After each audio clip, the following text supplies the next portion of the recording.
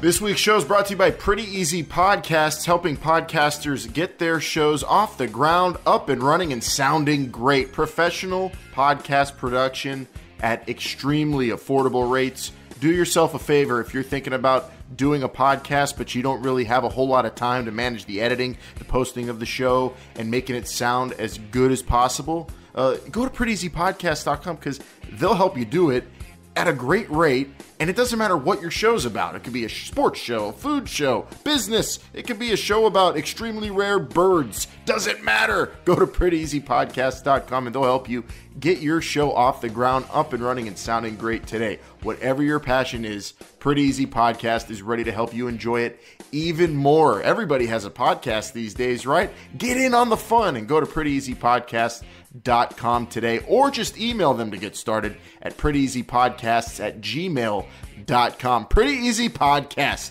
making podcasting, pretty easy.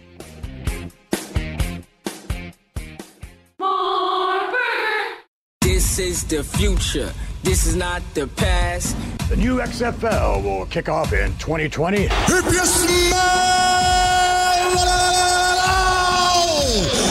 what the XFL is cooking. It's still football, but it's professional football reimagined. This is our moment, our story to tell. This is history begun. This is the XFL! Welcome, football fans. This is the week of March 17th, 2019. This is the road to 2020, and this is the XFL show. I'm Alan. I'm Jake. I'm Vince. And I'm Bryant. This week, sometimes you got to take a week off. Sometimes you got to slow it down a little bit and just take everything in. This is episode 60, bye week, and the XFL did not announce a head coach this week. That's what was taken off, but it's not like we weren't active. We didn't have some news, some information that was out there, some things we witnessed and things to talk about this week. Lots to get into this week because there always is when you're building a football league, especially one built on good, crisp football. Hey, football fans, it's Alan. I want to tell you what's going on the Patreon real quick. This week, we do have more NFL draft talk coming to you. Vince is going to be breaking down positions there, and that will be a free article. And, of course, if you give to the Patreon, you get early access to This is the XFL show. You get it commercial-free. You also get our weekly This is Not the XFL show program where we talk about all the football outside of the XFL. But of course, This is the XFL show is all about the XFL, and we have all kinds of bonus content coming there, especially a big bonus show for March coming up. Make sure you vote on what the poll topic will be. We've got a few options there for you. We also are going to probably be throwing up some extra bonus shows just because we have a lot to talk about when it comes to the XFL, and it's all on our Patreon page. You can give to the Patreon if you visit patreon.com/This is the XFL show. Vince, you weren't here last week. We talked about headsets on every player in the offense. I've been waiting all week for your return to get your thoughts on last week's topic real quick. Every player has a communication device in their helmet for the coach to talk to them. It's not just the quarterback. It's something the XFL we talked about is going to experiment with at the Spring League at the end of March and April. Where do you come out on that? Yeah, I listened to the program last week, and I could kind of go either way on it. I think it's very interesting. I personally do not like all the stuff with how the coach can talk to the player constantly, up until whatever it is in the NFL, 15 seconds or something like that. I'm not a fan of that. I like it for getting in the play, to get the play in quickly. I like that part of it, but I do not like all the other talk that's going on. It should be about the player having to read and react, not the coach constantly barking out orders. If you want to do that, you got to send signals from the sidelines. You just got to yell or send in a receiver with instructions or something like that. So, I like it for sending the play. If they could send the play in to everybody, I think that's excellent. But, all the talk, for who knows how long they'll have with this experiment that's going to happen, that I am not a fan of. So Vince, you're saying that you're a fan of the talent solely doing their job. They don't need somebody else in their ear barking instructions or orders what to say, constantly. Yes. What about just to get the play in? I think just to get the play in is good. I'm a fan of that. I think that helps. That means you have to have someone overseeing it, though, to turn off the communication devices as well, though. Yes, and if it makes that too complicated, then I would just do away with it. Well, I think I already came out in favor of it, Vince. So I'm totally opposed to you being opposed to this. I love it, Bryant. Last week you showed some interest in it as well. I expected Vince to have this stance. How about you? Yeah, Vince, I think the issue is, and if you go back and if you guys go onto our Patreon and listen to this week's This Is Not the XFL show, you'll realize that Vince is not watching any AAF really this season. And you're missing out on the constant delay of game penalties and timeouts in the middle of games because these players can't get the plays in. And it's 35 seconds. The XFL is shooting for 25 to 30.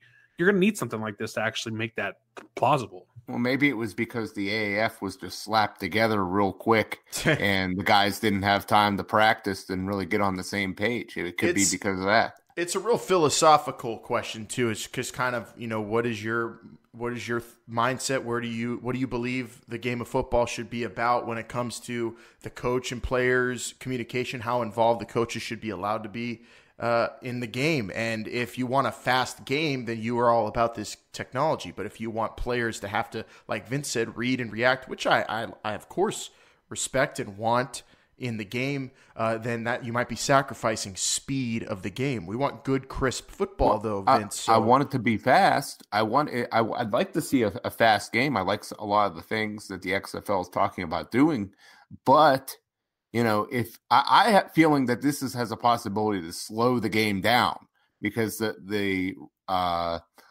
coaches are going to be talking too much to the players pre-snap and giving, if you could talk to every single guy, you could say, all right, Johnny, watch that headbutt on this play. And then, then you go over and, okay, Jimmy, he's going to hit you with the swim move here coming here. Make sure you're ready to block that. I don't think they're going to have that much time to be able to do that. And coach this is going to be for play relaying and getting everybody, the play call. That's mainly what it would be for. We're going to find out in the spring league just in a few weeks, Vince. And I have a feeling you'll change your mind when you see it in action. I'm not completely shutting it out. I want to see how it works. I want to see it in action. And that's the best thing about the XFL here is that they are really taking their time. Mm-hmm. They're going slowly. They're really making sure that we're getting a good product out there that everybody can watch and enjoy and process just the quality the of the play. And have a good time. That's what it's all about. And the XFL is doing that. I'm sure whatever they come up with, it's going to be good and well thought out. There, Vince missed out on that last week, but I knew he'd have something on it this week. So that was a topic on last week's show. We also had some responses on social media. Shout out to all of our patrons as well, you gentle patrons giving to the show, helping us churn out even more content there on Patreon. We appreciate you. 2020 Hindsight 3 on Twitter said the headset technology is an idea that is ahead of its time, primed to be stolen like the video official. Imagine it extending to the defensive side as well. So he or she is with me in that I think this is kind of a revolutionary idea that with the technology we have now is going to be easy to implement, and I think will take off in all professional football. Denzel asked us last week, Bryant, what we think about the XFL maybe teaming up with Under Armour as their apparel partner. Would you sport some XFL Under Armour gear? Under Armour kind of became a thing my later years in high school, and I always thought it was really cool, like that little when there was Under, right? Because that's where the name came from. I've never seen that. Do they sponsor any like jersey makers now? I don't. Oh yeah. What are you? Where are you living under a rock? Under Armour's a big player now, man. They're there with Nike and Adidas and Reebok. Yeah, they're there in terms of, they're for football. There are several universities use Under Armour. apparel. Most notably, University of Maryland, Notre Dame's another big one. In terms of football apparel, I'd say Under Armour is right there at the top. Just as powerful as anybody, maybe even the best. They got their own high school all-star game. They're right there. They're kind of like what Nike is in the basketball world, as far as I'm concerned. Yeah, well, it wasn't too worried. It's gonna be interesting to see where the XFL goes with their apparel. If they go license deal, and basically someone gives them a royalty, or if they're gonna reach out and try to manufacture this stuff themselves with a partnership of some sort. That's going to tell how serious this league is. That'd be great. Local garment makers in each market. I'd love to see it. I believe we talked about this on a previous episode. We talked about Reebok, I believe, and maybe we talked about how the AAF has starter. We talked about going for like a retro type look. Under Armour is a clean, fresh look. A modern look. So it depends on what you're looking for. It remains to be seen what the XFL is going to do. Yeah, I mean, this is very wishful thinking. I think perhaps the more appropriate question would be, would Under Armour consider teaming with the XFL? Obviously, the XFL isn't going to turn them down. I still think Nike is a cut above them. In the public realm right now for brand recognition. But sure, if Under Armour came to the XFL and said, "Hey, let us help you out. All you got to do is slap our logo on some of your stuff," no one's going to say no to that deal. If you're a betting man, Jake, who are you betting on to be the apparel, the official outfitter of the XFL? It's not going to be Under Armour. It's not going to be Nike. It's not going to be. I don't think it's going to be Adidas or Reebok. It's going to be a third tier. Who are you saying? Tap out starter? What is it going to be? Well, I don't think starter. I don't think starter can do both. I could see it being Reebok. They're in all kinds of weird stuff. Hockey and UFC. That's still a big brand. It's a big brand, but it's not thought of, today is what, the other three are. It's probably the fourth brand. And they're into all that kind of niche sports. So I could definitely see them getting involved with it. This past week, Dick's Sporting Goods dropped Reebok from their stores. Not a great sign for Reebok, which is a shame because I love Reebok stuff. I do love Reebok too. So, and I think Dick's Sporting Goods is actually trying to push their own in-house brand. I forget the name of that one. I know somebody very high up in Dick's Sporting Goods, and I'm actually going to get in touch with them right now about this issue. This is really bothering me. So there's a lot of brands out there, whether or not they actually, find one, that we all recognize. I hope it's something that we recognize, and it's not something that's just, like you described, Jake, a third tier. It would be great if it was Reebok, Adidas, Nike. I can't really think of anyone other like starter. Puma? That would be like a third. I guess Puma I would be okay with. I'd be okay with Puma. Umbro? It really it really doesn't matter. Whoever is going to be making this jersey, it's probably not going to affect the quality of the play on the field. I agree. Well, it's not, but unless the quality I'm getting ready to move us into the meat of the show, Jake, and you bring up this. You say this, and now I want to just argue the rest of the show. If you look good, you play good, Jake. This is important. And with all about player safety, the actual Russell Athletic, the quality of the quality of the jersey. The equipment, at least, is going to be presentation's got to be there, right? If you look like a JV league, you're gonna be treated like a JV league. You gotta look crisp. Your brand is very important. Good, crisp jerseys lead to good, crisp football. Very important for success. Thank you, Denzel, for bringing that up and getting us all hot about it. We appreciate your patronage on the Patreon. We appreciate all of our patrons. Of course, we've got awesome stuff coming there. Free blogs, free content, rankings, betting guides are there. And, of course, the bonus shows that you could give to the Patreon for talking all the football outside the XFL. We've got XFL bonus shows coming up that Bryant's going to tell you about a little bit later. But last week's show had us talking about a whole bunch of stuff. And now we got a whole crop of new things to speak about this week on This Is the XFL Show, at XFL Show on Twitter, Facebook, Instagram, and of course the Patreon page, patreon.com/This Is the XFL Show. What's going on, football fans? This is Bryant, and we just want to let you know, with the XFL returning in 2020, This Is the XFL Show is here to guide you every step of the way. Sign up right now to receive the latest news, exclusive content, discounts on merchandise, and all the football coverage you can handle on This Is the XFL Show's newsletter. Yes, go to our website, thisisthexflshow.com, check it out, sign up, and you can even win a free t-shirt. Check it out right now. Don't miss a thing from This Is the XFL Show. Without further ado, let's get into the meaty portion of today's program with the cover two. Going for two. Go for two and the lead. Three cheers. Hip, hip. Hooray! Hip, hip. Hooray! Hip, hip. Hooray! That was recorded at Kyler Murray's pro day there, Vince. Jim Zorn, XFL Seattle head coach, was there helping Kyler Murray work out. He was running drills with the Heisman Trophy winner. Bob Stoops, of course, was there in Norman supporting Kyler Murray, who had the football world watching him run and throw footballs. With Jim Zorn and Bob Stoops there, that was about as much as we got from XFL coaches. No new ones were announced this week. No announcements. Kind of a bye week, a week off. And Bryant and I were discussing this through the week, and we decided this would be a show topic. Do we chalk up the lack of an announcement this week to maybe a delay in negotiations with the next crop of coaches, or do you think the XFL consciously took this week off knowing that it would be such a news-heavy week for the NFL? I mean, they dominated the news cycle this week with free agency, Vince. Yep, I think you're absolutely right there.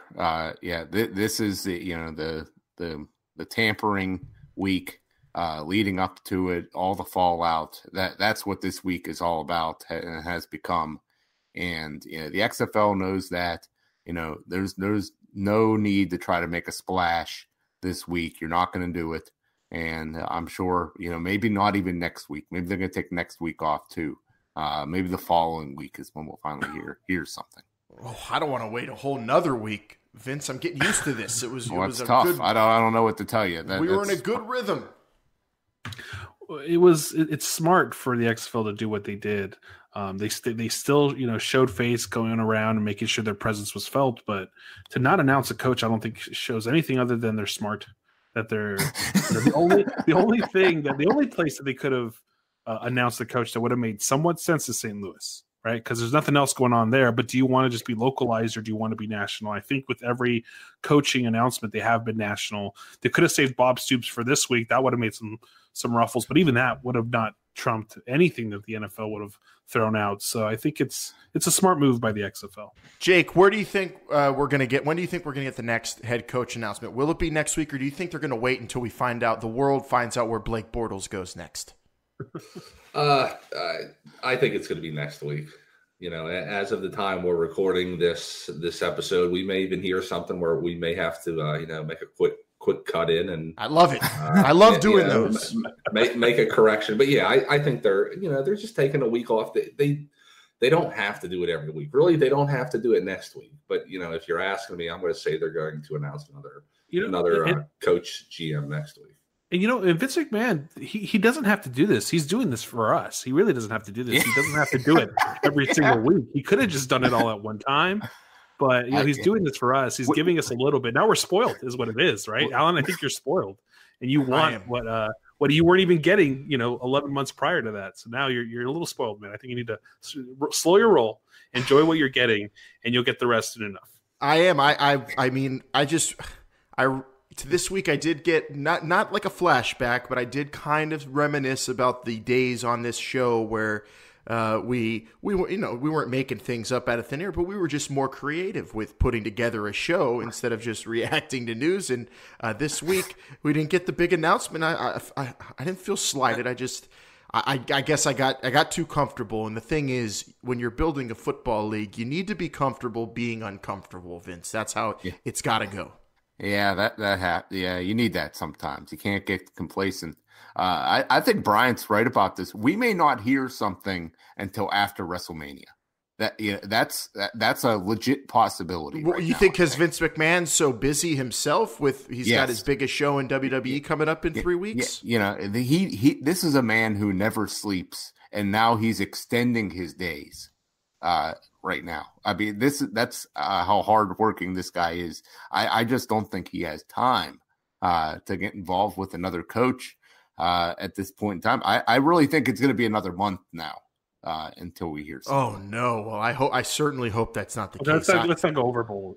Yeah, I need to know. I need a reaction from the world with Jeff Fisher getting the Houston job. I cannot wait for the responses. I can't wait for the 8-8 jokes. I'm hoping it happens. Kyler Murray Pro Day, though, we did see 2 current XFL coaches, announced XFL coaches there. Kyler Murray Pro Day. Any chance you see him in the XFL ever, Vince? Where do you put that at? I'll put it at 5% chance. Oh my goodness, that's super high. I thought you were going to go under 1%. Because he's got baseball to fall back. Well, I know that's the thing I'm trying to weigh against. But if you've never played baseball in 3 years, I mean, will you still be welcome back in that realm? I guess Tim Tebow was. So yeah, it's like riding a bike.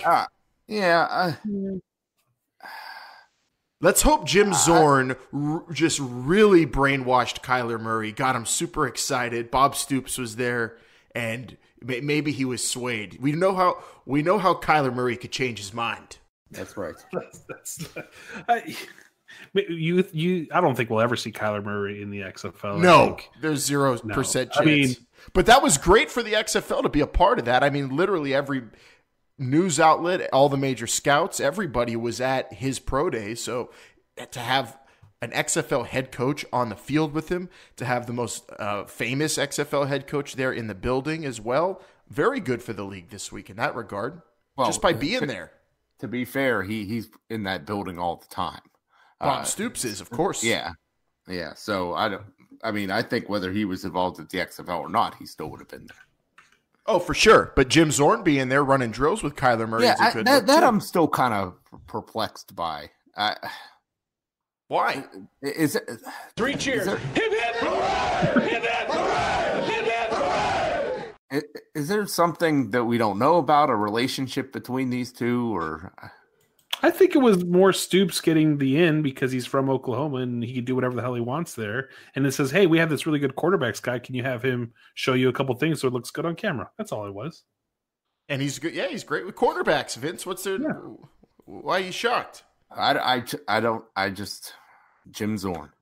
I just solved the mystery for you. Come on. It's all right. It was to save face. It was for the XFL to make sure that there was still notice this week, and it makes sense. Other than that, there's really not much to read into this whole thing.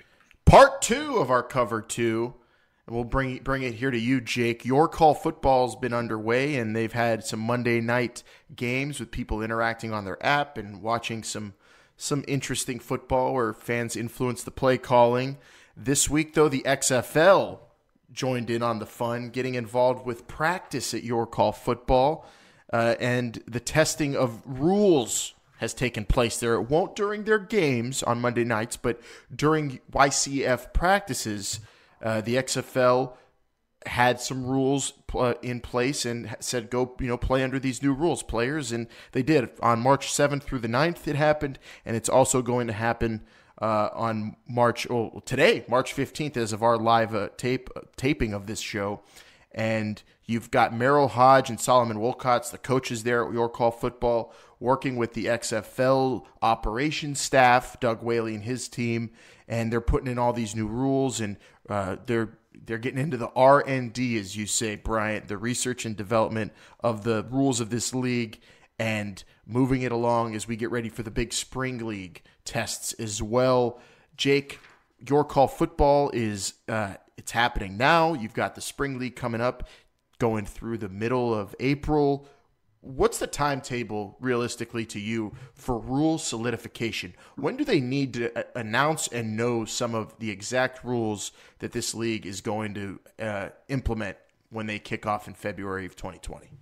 Well, I mean, all the rules, I would give them, up till 4 weeks before opening day. I think you could extend it that long just to give the officials to the public, though. You want your players to know them and your coaches to know them. Yeah, before.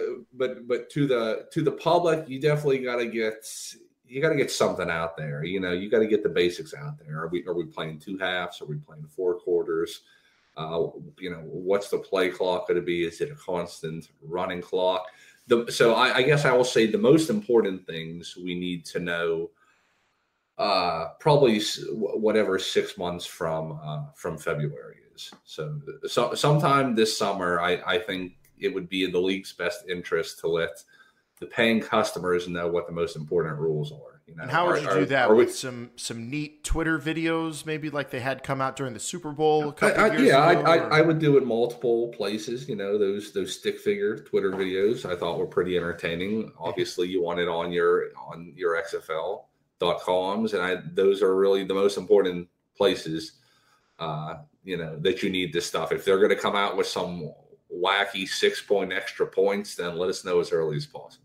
The cool one's like a full which I am not for at all. When you're in an airplane and they give you this fold out of how to survive a crash to go out the exits. Yeah. Jake wants one of those in every seat at a stadium about the entire rule book of the XFL. That'd be awesome. Why wouldn't anyone? The program has all the new rules. That really is something that the XFL should consider. Well, I think certainly whenever this game starts, it's going to be like for a boxing match where they list there's going to be 12 3-minute rounds and no 3 knockdown rules in effect, and they put all that stuff up on the screen. This is the kind of stuff they're going to need to do, because people that might be tuning in expecting to see something else, you got to let them know what's going on, or they're going to get confused. Yeah, the television broadcast is, the television broadcast I think is going to have the easiest job, because they have the viewers'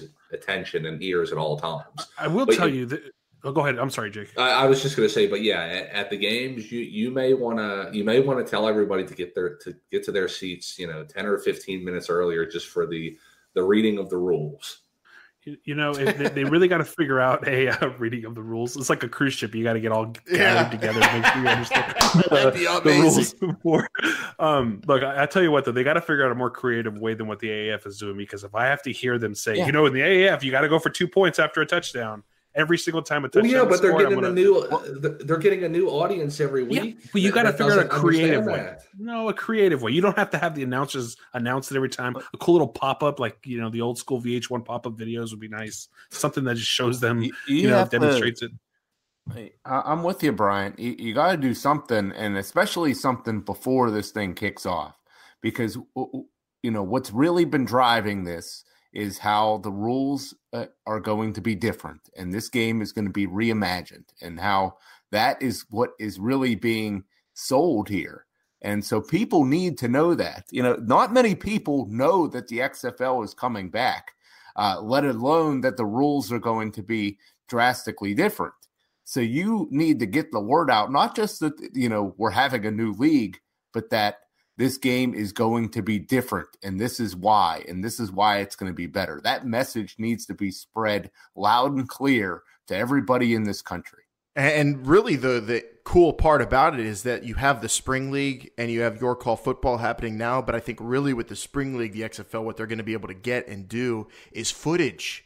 I would really think about if you're sending your football ops people there, you also, of course, are going to send production people down there as well, and get good footage that maybe explains what these rules are going to be, what you're testing out, and eventually what you're going to implement. Because having the visual, being able to use that in a league commercial, being able to use that in video packages that play during commercials or before kickoff, it's going to help a lot. It's going to help a lot on social media.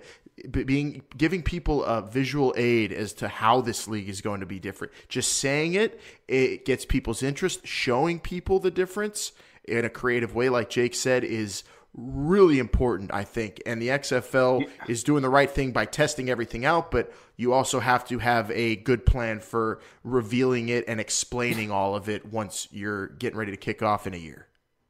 I like what you said there, and I would actually go one step. I think, getting good footage is great, but I would actually go one step further, and I would actually script something and shoot it like a movie almost, of scenarios that are going to cover all the different rule changes and script it so it looks really good.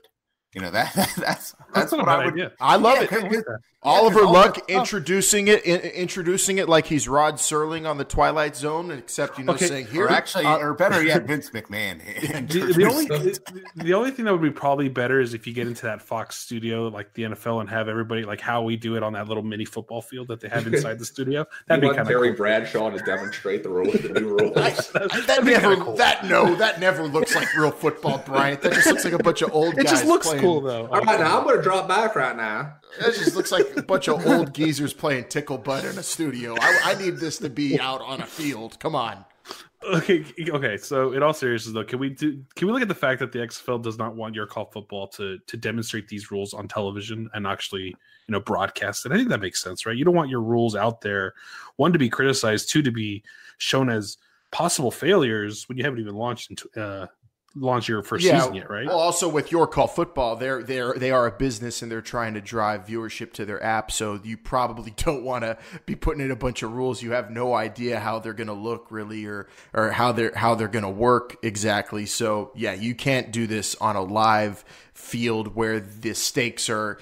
I mean, it's not like Your Call Football is huge stakes. This is just happening on an app, but they are trying to grow this business. So you understand why this is happening behind closed doors. With the Spring League, though, it's going to be very interesting to see what happens, because these are going to be happening in scrimmaged games, and there's going to be media there. There are going to be people there witnessing the Spring League. And that's why I can't freaking wait for the Spring League. Just a few weeks away in Austin, Texas, the XFL tests on rules and research and development will continue, and we'll continue to cover it thoroughly right here on This Is the XFL Show. That's the cover 2 for this week. Brainiacs, it's Long Island Iced Tea, and I gotta tell you, we're on the road to WrestleMania, and it is getting crazy. Ronda Rousey all of a sudden's turned on all of us in the WWE Universe. Ring of Honor just had a bloody mess of a 17th anniversary. We've got Kurt Angle's final match coming up at WrestleMania. The big dog's back. Seth Rollins is going to try to slay the beast at WrestleMania,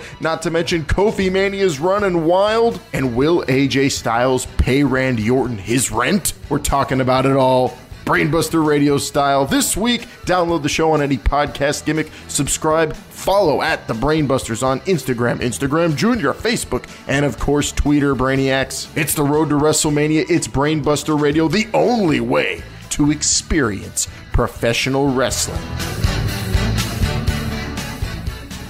And now, Jake, the moment of truth. You put it out there, and when you put it out there, you leave yourself open to reactions, people arguing against you, people questioning you, and that's what's going to happen on today's show, because you wrote an interesting blog post on our Patreon page. I got to say, I loved it. I loved that you were so strident and firm in your stance, but we're gonna have to go at you now and kind of put you into the fire if you're prepared. Oh, I mean, I'm prepared. I understand there's a lot of arguments on both sides of the ball. And I'm interested to what you guys have to say about it, and also what the listeners are going to tell us about it. Let's get into it then. It's this week's Hot Read. Blue 58! Blue 58! Go! Hey, Ric Flair! Ric Flair! Pepper, Flip, Caliber. Motown, Happy, Jolly, Drop, Buster, Boomer, Tiger! I think he's got a hound too, Rodney, I think. B-19! B-19! Hey, Seattle! Ryan! Orange 83! All right, Vince, I think I got a hound too, Rodney, from reading Jake's Patreon blog this week where he talked about T1 players, Tier 1 players in the XFL. Remember, the XFL will allow each team to sign one Tier 1 player at the Tier 1 price, which will, of course, be $250,000 or more a year, meaning that this player is going to be the biggest on-field investment for an XFL franchise. So it's an important player on every team, the T1. And this week on Patreon, Jake argued that maybe this T1 player, if you're an XFL general manager, shouldn't necessarily be a quarterback. Jake, you said that coaches and GMs might have to look at other position players to offer the most bang for the buck, and that version 2 of the XFL may want to look outside conventional norms and make the T1 players a complement to the quarterback, or even on the defensive side of the ball. Jake, if you want to maybe affirm yourself first, you could go ahead, and then we will let you know whether or not we agree with you.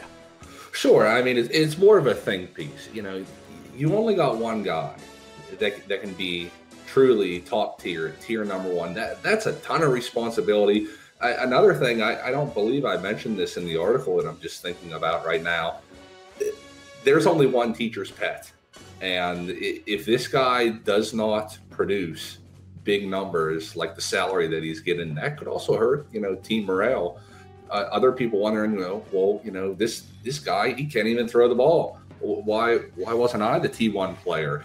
So, yeah, I mean, I don't want to spoil the entire article, especially the end of it, for those patrons that have not read it yet. But it's something to think about. It actually absolutely is, and it got me thinking, and I would love my T1 if I am an XFL head coach general manager to be the quarterback. I want my best player to be the quarterback. I want my quarterback to have the most responsibility to be the leader, for sure. But you did get me thinking there, Jake, because what you want out of your T1 maybe isn't just, okay, he's my quarterback and he needs to be that guy. What you want out of the T1 is the value, the production. You want the T1 player to say, I've given you T1 results. And that isn't always going to mean getting a quarterback, because one of the worst things that could happen to one of these franchises when they sign their players, I think, is you have a T1 who's a bum and not a contributor to your team. Even if you're a good team, if your T1 isn't delivering, you're going to have to make changes, and it's not going to reflect well on the head coach general manager. So that's what it's such an important signing, the Tier 1 player. I agree with you, Jake, that I think most of them will be quarterbacks, but there's no way all those T1s are going to hit. And if you do all quarterbacks, you're really leaving yourself open to failure, because it's difficult to play quarterback. Very difficult, even in the XFL. Vince, where'd you come out on Jake's think piece there? I like what he's talking here, and I'll tell you why. Because it doesn't matter what level of football you're at, and maybe not even whatever sport you're talking. Once you get to the professional level, or even maybe the collegiate level, a lot of the guys are all the same. There's not much separating, one player from the next. But those elite players, and there's very few of them, those guys really stand out and can make big things happen that normal guys just can't do. And, I think, it sounds like we're all in agreement here that, quarterback is the most important position. If you could get a stud at that position, you do it. But otherwise, I really think what Jake's saying is you got to use your T1 designation on the best player that you can get, the most elite guy that you can get, the guy that is going to make the difference. Maybe that's a running back that has the durability to carry a team, and it's got some game-breaking speed. Maybe it's an elite wide receptor. Maybe it's a middle linebacker that can just do it all. Maybe it's an edge rusher. I don't know what it is, but you got to get the best possible player, because in the XFL, most of these guys, aren't that good. That's why they're probably going to be in the XFL. If you could get an elite player that could stand out above them, that's huge. Yeah, I agree with you, but I do have criteria, Vince. I'm going to let Brian give his thoughts on it first, but I will say I'm not necessarily looking at every position for this T1. I am restricting it to a few because I think you have to on a football field. But before I keep talking, Brian, you could react. So I'll say this, and before we get too far into this whole thing again, let's say this, and I think the statement can be said. If you had the number 1 overall pick in this draft, you would think that you were going to pick your tier 1 player. Am I not mistaken in that? Does everybody agree that the player you're going to take number 1 overall is probably going to be your tier 1? Well, if you rewind to 2001, that was Scott Milanovic, who ended up being a punter for the LA Extreme. So you got to be careful, because just because you think you have a player that's going to be the golden goose, you can't just automatically make him your tier 1 player. It has to be time. Like, these players have to sign on for a substantial amount of time before I think you can even decide who your tier 1 player should be.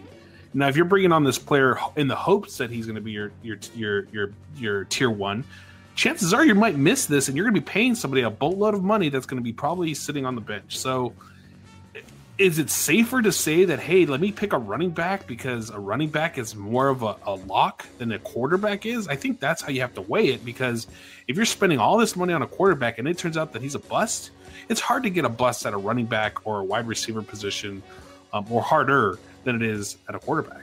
I mean, do we know how that's going to work whenever this draft happens? Are the contracts drawn up and on site that night? I think we're going to have signings before the rest of the players are drafted. I think these tier 1 players are going to be coming here in the end of the spring or the summer, and then you're going to see the draft portion of the roster building happen after NFL cuts, Jake. I think these quarterbacks and these impact players at T1 are going to be signed beforehand. Do you think there'll be like 8 tier 1 players signed, and then at some point the teams themselves will get to decide who they get, like through a draft? Or do each team get to decide who they sign at this tier 1? Like, that's the other thing too. We don't know who's deciding who's a tier 1 and who's not. It could be the league, and if the league says here are the 8 tier 1 players, and everybody's going to do a draft to see who they get, maybe that's how they do it. Yeah, do the designations come in first, and then we divvy up who gets to negotiate first or whatever. Yeah, I don't. They haven't exactly said that what team is going to get to go after tier 1 players first, and if they're going to be put in a pool and then picked and signed first. I believe they're going to be signed first. I think we've heard that. But getting into who these T1s should be, if they should just be quarterbacks, if you're building a roster in the XFL, I mean, I'm not looking at every position, Vince. You brought up different positions. I'm not going to spend my T1 on a wide receiver. You don't like wide receivers. You need to get a quarterback. I don't. You don't like wide receivers. I don't like them in terms of are they an important position on the field that affect the game, and they need to be an absolute awesome player? No, they don't. Running backs, the same. I think the famous thing everyone says, dime a dozen. I'm a believer in that. Players that are T1 worthy at positions that are T1 worthy. Quarterback, tackle, defensive tackle, and offensive tackle. Defensive end is probably the second most important position besides a quarterback. If you could get someone who will really affect a game there, Jake brought up Khalil Mack in his article. That is the kind of player I maybe would take ahead of a quarterback if I'm not 100% confident in a quarterback. You say that, but that you're speaking, I think, more from the NFL point of view. Because you're right. Because the quality of the player at those other positions at this level, how do we determine the impact those players will make on this game? Because in the NFL, we understand it, we've scouted it, we know who can be those kind of players. But at the XFL level, as Jake said, the smart bet, the better safe than sorry bet would probably on a quarterback, right? They'd go for the quarterback here because we don't know. Really, it's a crapshoot, all the other positions. We don't know what the rules will entail. I mean, it may be kind of like the college game where getting the ball to a wide receiver is easy. and that may make the wide receiver position very desirable, or in the college game where an elite running back that can do it all can really just take over a game. It may be like that. We don't know. It really, I think the rules are really going to dictate which positions are the most valuable. And if you had your choice without knowing anything, sure, you'd say quarterback. But I don't know if the options are going to be there. If you got a bunch of bums at quarterback, then who cares? Well, let's see those. Let's look at the names, Brian, because I know you have a list. I have a list here. And when these T1 players get designated and they get signed to the league, we're in NFL free agency right now. We're seeing quarterbacks either get signed to deals they probably don't deserve, and guys get left high and dry and out of the league. And some of these guys might be those players we're looking at later this year to sign with the XFL. And if you have a list in front of you, I have my own, and some of these names stand out that I really could see playing quarterback in the XFL as tier 1 players. Yeah, I mean, I have a list that I can, and if I could start, I will start with the one that I've been kind of harping on this entire time we've been talking about quarterbacks on this show, and he's the one that signed, and I'm just flabbergasted because this man signed for $2 million with the Arizona Cardinals, did not throw a pass in 2018, and that's Brett Hundley. And that scares me because if a quarterback who hasn't thrown a pass in almost 2 years by the time the season starts again can get $2 million, what does that leave the XFL with?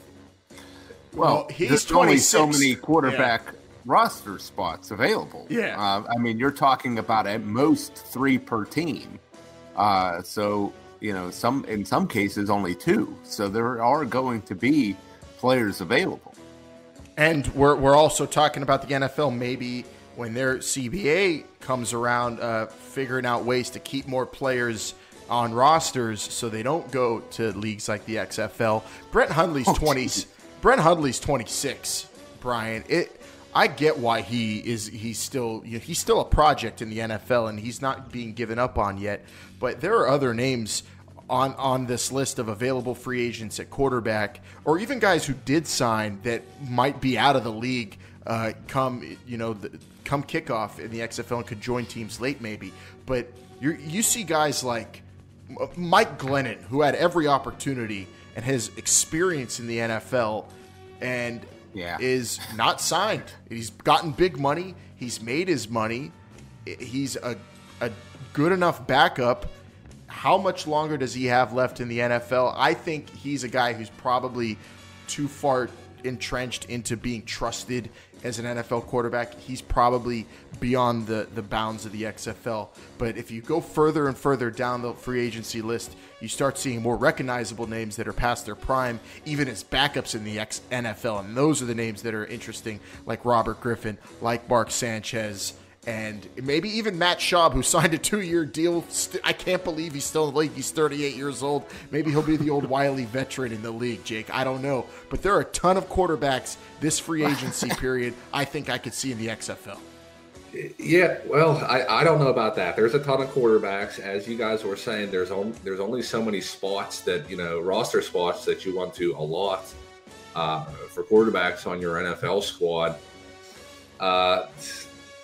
I don't know. I still just have a hard time for imagining a recognizable NFL quarterback showing up in the XFL.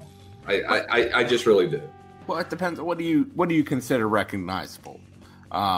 There's guys that maybe played a little bit, that a lot of people forgot about, but people might still know their names.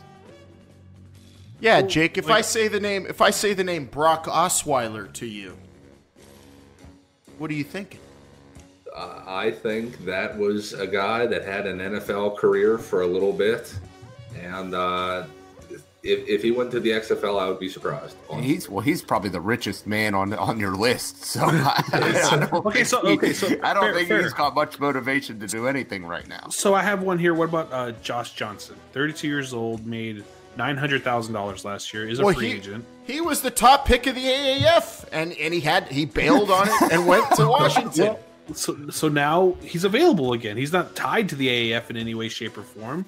But do you entice him? Do you intrigue him? Like do you go after him or do you leave him alone? I don't think you can, because I think he'll be starting for the Redskins by the middle of the season. Very well may. Yeah, or beginning of the season. With all the issues they're having there. We got Brandon Whedon. That's another one that's out there. Oh my, he's a little older. Well, but, everybody's getting on these older guys here, but you could still be a great athlete at the age of 40 or 41. Best name they could get. Yeah, best name they could get, Vince. Sorry to cut you off. Is an old quarterback, Ryan Fitzpatrick. I don't think he's going to be available. He won't go away, but he's 36. I mean. You're right. He'll probably be starting for Miami at this point because what are they doing? Well, in some NFL team, that's not in a rebuilding situation, I think will pick him as an insurance policy in case their starter goes down. That he is excellent at that. That's where he should be designated. If I had a roster right now and I needed a backup guy. And I was a contender, I would be on the horn with him. You also have to consider, this is why I think Jake is also saying he can't picture certain quarterbacks going to the XFL. There are going to be quarterbacks who might not get signed right now, but they're not going to sign with the XFL because in the course of an NFL season, teams come calling due to injury or whatever circumstances. So even if a guy like Ryan Fitzpatrick doesn't get picked up here during the course of the spring and summer, he is definitely going to be getting a call sometime in the fall when quarterback goes down. He'll be on top of many teams' lists. Yeah, I mean, even Blake Bortles, free agent out there. Again, that defense made him look a lot better than he really was. But with injuries for the seasons or just to have another backup, he's probably going to get picked up somewhere. All right, let's run down through the names real quick and let's see if their possibilities are completely impossible. The list I have here, Brian, if you have any I missed, let me know. Mark Sanchez. Very possible. Yeah, very, very I think that's possible. And he'd be T1 worthy to you guys? I think for marketability sake, I think so, yeah. Sure. Yeah. Like if you get him in New York, I think so. Or LA. Or LA, yeah. LA would be where he should go. Okay, 26-year-old former Stanford quarterback Kevin Hogan. See, I'll tell you this. I don't recognize the name. So it would have to be. It would have. I know you do, Vince, because you know everybody and their mom. But for me, it would have to be because of his skill, nothing else. Because I don't recognize the name. Well, it's about the quality of the play. The skill is what should matter the most. And this guy, he's not an NFL player by any stretch. But he will be in a camp probably as an extra arm. I'd say there's a chance for that, but I'd say he's probably going to get cut. And he could wind up in the XFL. I think it's a very good possibility. Appalachian State legend and utility quarterback, receiver, return man, Joe Webb, 32 years old. Sure, yeah. T1 worthy? We'll see how the game is played. He's got good athletic ability. Well, so that's the thing you have to weigh for some of these players, right? Is the being the lead of an XFL team worth foregoing any type of camp and you got to assume that these T1 players are not going to be signed and not going to be taken out of mini camps. These are going to be players that they're going to try to sign way before then, I would think. So, how much money do you make by just being in a camp and then getting cut? I don't even know if you do, to be 100%. I'm assuming you make something. You make something. Make a lot. But I really think that all the players I think they're going to wait until after the training camps to sign them. Regardless of tier. I really do. And I totally botched that. Or Monty Edwards was the quarterback at App State, Vince. Why did I think it was Joe Webb? He's a UAB guy. What a dummy. What about Geno Smith, Jake? I know you recognize that name. Yeah, I do recognize the name. I think I'm not sure if he's tier 1 worthy, but I could see someone from the XFL picking him up. You don't think he has NFL juice left in him, even as a backup or as a? I don't think he ever. There's a lot of NFL backup quarterbacks that I don't think have any juice left in them. But teams value experience, even if you stunk. The fact that you've started NFL games, that's very true. Look at that's actually a really good point, Alan. Yeah, look at Nate Peterman in Oakland. Oh, how about that? I mean, Nate Peterman is.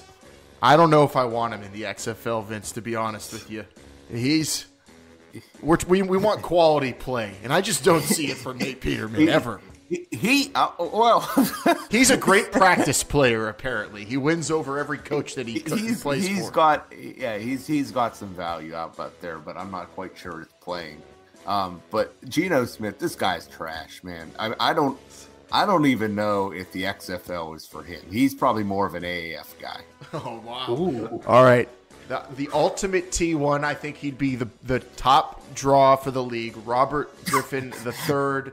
Very controversial. We've gotten some interesting social media backlash. We've put Robert Griffin on our infographic, Bryant, and people were laughing at that. But RG3 is a big name, and he's only 29, even with all the injuries. He's a hell of an athlete, recognizable, totally a T1 player, and I think a possibility, right? Or do you think an NFL team's going to sign him?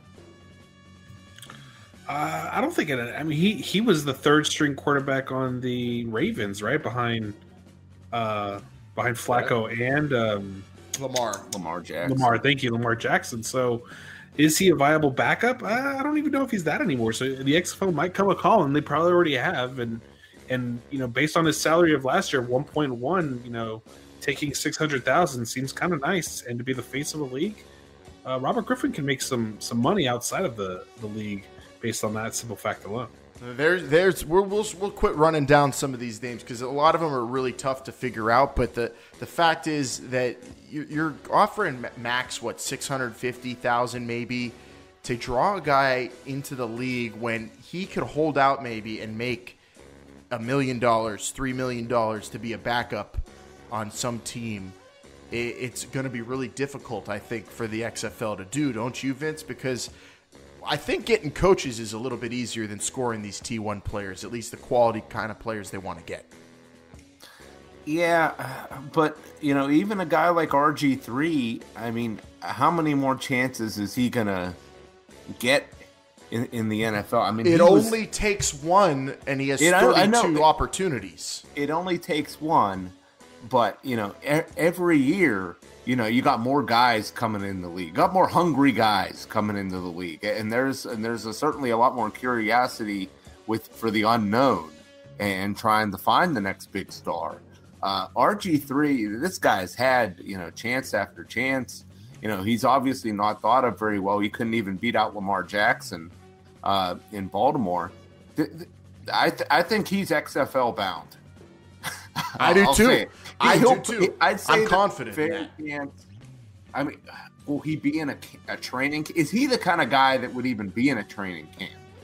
I don't know. It's hard. It'll be interesting to revisit this discussion at the beginning of August and see who's in what camp and who is a good possibility of being cut. But I could see this happening. So you also got to value playing time too, right? Don't forget that. Do players want to play? If they want to play, how much is that worth compared to the $1 million they could get, sitting on the bench versus the $650 they'll get in the XFL? Yeah, I mean, to me, making $2 million for never even throwing a pass and sitting on the bench sounds pretty good compared to 600,000. Especially with all the injuries RG3's had and getting knocked around. Trust me, if I played the game, I'd like to be holding a trophy at the end of the season, but $2 million, it's going to be hard to say no to. All right, Jake, sorry, go ahead, Vince. I was going to say, number 2 quarterbacks in the NFL, they get paid a lot of money. Yes. Teddy Bridgewater just got paid.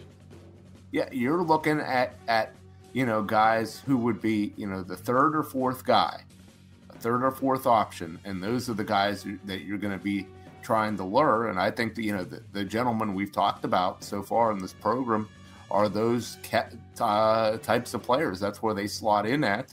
And it's, they might end up there. A lot of it's going to depend on, say if you're, I don't know, if you're, a team that has, maybe two quarterbacks and then, or maybe has three quarterbacks and, maybe one of them is, a Matt Schaub, for example. What if the Falcons draft a quarterback, in a later round? That may say, hey, Matt Schaub, you're done, or something like that. Those kind of things can happen. They do. They always do. Especially, we're not even at the NFL draft yet, and camps. Lots of fluidity coming with these rosters in the NFL, which will affect the XFL. But as we wind down the conversation, Jake, I want to say that all these names we've talked about so far, I guarantee you some of them will be on XFL teams, and you recognize some of them, so there's that. But I'm also with you. I think these T1s are going to be quarterbacks because the T1 is probably going to be more of a player that the XFL wants to be as a recognizable player rather than the best player on a team, because in the first year of a league, it's almost impossible to pay the best player on a team as the best player on a team without seeing the league and without building these rosters and knowing who fits in where. So I think you hit the nail on the head there that it probably shouldn't be, but it likely will be quarterbacks. And I think you're going to recognize some of the names, though. I'll tell you this, Jake, you're going to recognize the quarterbacks in the XFL more than you do the AAF. I hope you're right about that. And it would not surprise me if all 8 teams, their tier 1 position players were all quarterbacks. Well, and this is probably an exercise for maybe a bonus show for our Patreon subscribers. But maybe we should break down each AAF roster and assign, who would be your tier 1 player, who would be your 3 tier 2 players, just to get a feel for the type of talent that may be available at these different tiers. Well, it's always easy, Vince, to do that stuff, hindsight being 2020. And I really don't like to do that, but I think that's not a bad idea. Well, it still may be a good tool if we find out that only half of them are quarterbacks. Well, and I'll say this right now. Christian Hackenberg would not be my tier 1 player. I'll make that very clear. Well, figuring out Orlando's is going to be really tough. That sounds like a fun show. We could pick all 8 from Orlando and just distribute them differently in the XFL. I will say this, and if you're dead set on this discussion, being yes, it's a quarterback, really just go to our Patreon. It's a free article. Jake posted it up. He does bring up some good arguments as to why it shouldn't be, and it might get you thinking. So really head over there and check it out. Good job, Jake. Yeah, it shouldn't be, but it will be. It probably will be. And that does it for this week's Hot Read. And that was a hot debate discussion and a good exercise. I feel prepared for the unknown. I'm comfortable being uncomfortable right now, Vince, because free agency's been buck nutty, and then the draft's going to come along and throw everything out of whack again and have us with even more questions because it is going to affect the XFL. This is the most exciting NFL offseason ever because the XFL exists, I think. Yeah, I think it plays into it. The stakes are even higher, if you don't get signed, who knows where you're going to go. It's spring football. It's endless possibilities now this time of year and beyond. Because, football is just dominating. Look at the news cycle. So the XFL takes the week off from breaking news to allow the NFL to get it out of their system. But I think next week hopefully we'll have a coach to talk about. If not, we have plenty more to talk about. The York Hall football experiments are underway. We're just weeks away from the spring league. Give us your thoughts on anything we talked about today at XFL Show on Twitter, Instagram, and Facebook. And of course, you could call in to the voicemail and leave one anytime. We'll play it on the show if you want. 724-565-4XFL. Once again, that number 724-565-4XFL. You guys got anything left in your system before we get out of here? Yes, I do. I just talked to my executive contact at Dick's, and he told me that they are still selling Reebok merchandise. However, their private label clothes are no longer being produced. What does private label mean? Private label clothes are Dick's will manufacture a shirt and then put a Reebok label on it. Those are private label clothes. Oh, so they're licensees, I guess. So they're pulling all their licensees with Reebok. Yeah, but they're still selling Reebok merchandise.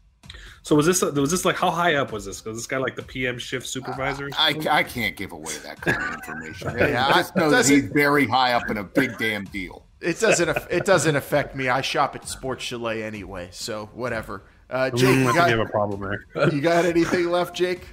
I wish I had something more to talk about on apparel on this show, but unfortunately I don't. All right. Well, that does it for another edition of This is the XFL Show. Please react, respond, and give us your thoughts. We love reacting to your reactions or your questions. Come up with new topics for us if you want. At XFL Show on all social media. We're having fun interacting with you and riding with you on this road to 2024. Bryant, Jake, and Vince, I'm Alan. We'll see you next time. This is the XFL Show. Tell them, Vince. Remember, they're listening.